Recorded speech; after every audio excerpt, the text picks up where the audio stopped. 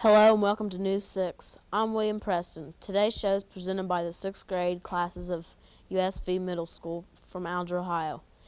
Miss Deborah Jackson, Mrs. Karen Riggs, and Mrs. Bonnie Cooney are our teachers. Our program today is going to show some important developments in our community and in our school district. Our first story concerns our farming community. Here's Matt with the story.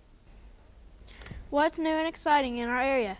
Well, soon a huge silver object will be appearing on the skyline. No, the V people are not returning. What will be drawing people's attention, especially farmers, is an enormous 300,000 bushel grain bin in 4 acre. This bin will be the largest in Hardin County.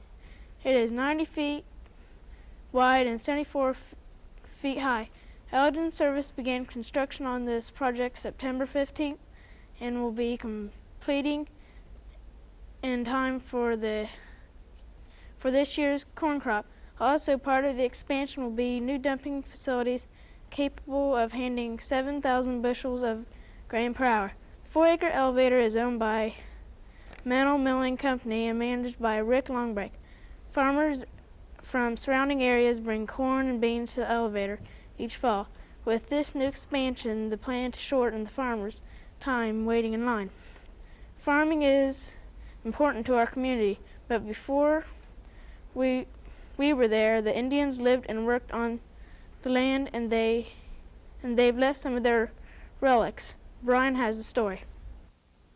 The town of Round Head has a lot of Indian history. Round Head is named after Indian chief Scioto, also known as Chief Roundhead of the Wyandot Indian tribe. His village was located along the Scioto River, where they left behind many relics. Dan Hinkle of Roundhead is an Indian artifact collector. Mindy Lammett talks with him about his arrowhead collection. How long have you been collecting arrowheads? I've been collecting arrowheads for about 15 years, but I've been building my own personal collection for about 3 years. Before that, I always give them to my dad. Where did you find most of your arrowheads? I find most of them right around Roundhead. Most of them are in Hardin County. I do look some in Logan County. I find them on hills near rivers, streams. I try and find chipping stations and look for artifacts in that area. Could you describe the different kinds that you have? I've got some Hopewell points, some Medina points, which are mound builders. There's archaic points, approximately about 5,000 years ago. In this area, there was a lot of glacial came Indians. We've got some of those that we found. We've got middle and late woodland Indians. There's Fort Ancient Indians. We've got quite a few of those we found in this area. Do you find them very frequently? Yeah, there's a lot to be found. There's a lot of them that are broken from farming, but still there's a lot to be found. You find more broken ones than you do good ones, but there's still a lot to be found.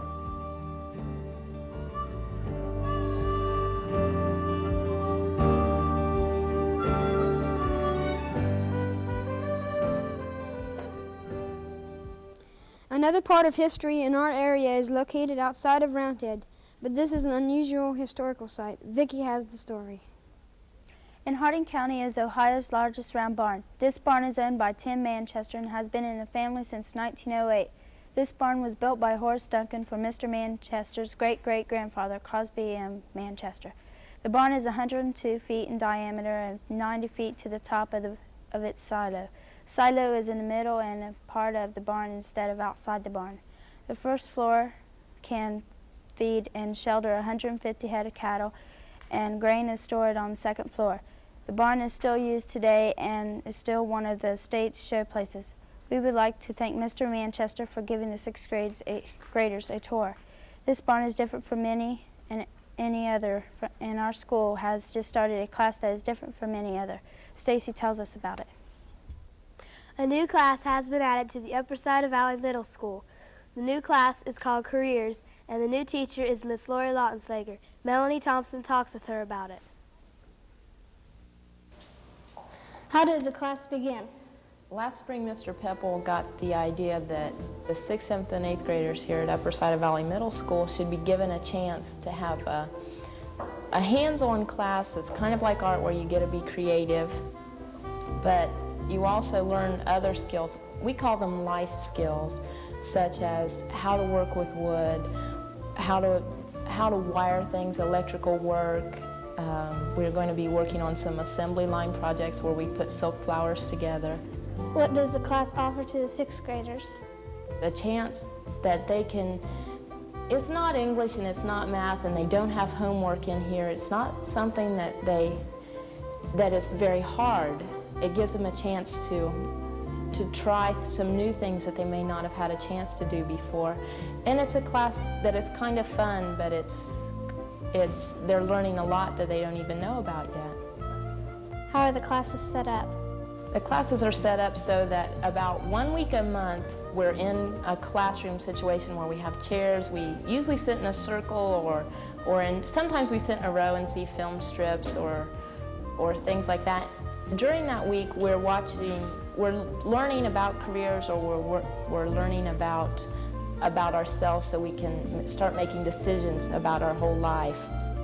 The rest of the time, between 2.5 and 3 weeks out of the month, we're in shop where we're working on wood projects, or we're working on small engines or assembly line projects, where we're working on the life skills area. Before starting the class, we had to take a safety test because we must think of safety first. We believe this new class will be a success because it is fun and a new experience for all of us.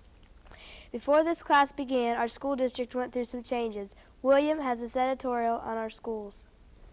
When the 1983 to 1984 school year ended, Upper Scioto Valley School District began going through some changes. Our school district had one high school in McGuffey and 2 elementary schools, one in Alger and one in Roundhead. Last spring, our Board of Education and Administration made plans to reorganize our district. The new plan placed grades 1 through 4 at Roundhead, grades 5 through 8 at Alger, and 9 through 12 at McGuffey.